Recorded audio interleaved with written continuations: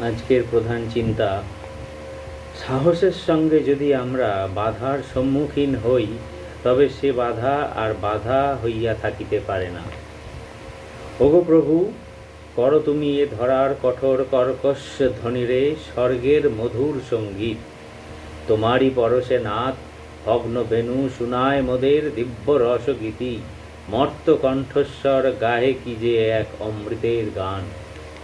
উপদেশ: যদি আমাদের সাহস ও বিশ্বাস অদম্য হয় তবে আমরা বিপদ বিপর্যয় ও প্রতিকূল অবস্থার মধ্যে পড়িলেও নিরাপদে উত্তীর্ণ হইতে পারি।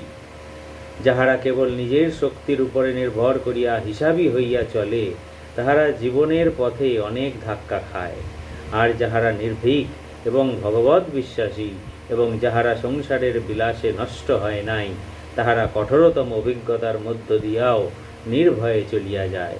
প্রত্যেক বাধাকে তাহারা জয় করে। প্রার্থনা: হে সর্বশক্তির আধার, তোমার কৃপায় যেন আমার সকল আশা ও আকাঙ্ক্ষা তোমার দিকে চালিত করি। তুমি আমার অন্তরের সকল সংগ্রাম ও সমস্যার কথা জানো। তুমিই একমাত্র সে সকল দূর করিতে পারো। আমার হৃদয়কে তোমার মঙ্গল প্রভাবের দিকে খুলিয়া দাও। আমার চিত্তকে অদম্য করো। প্রতি পদক্ষেপে তোমারই দিকে তাকাইয়া তোমার কাছে শক্তি ও জ্ঞান লাভ করিয়া আজ এই দিন যেন আমি বীর হইয়া কাটাইতে পারি। জয় ঠাকুর, জয় মা, জয় স্বামী।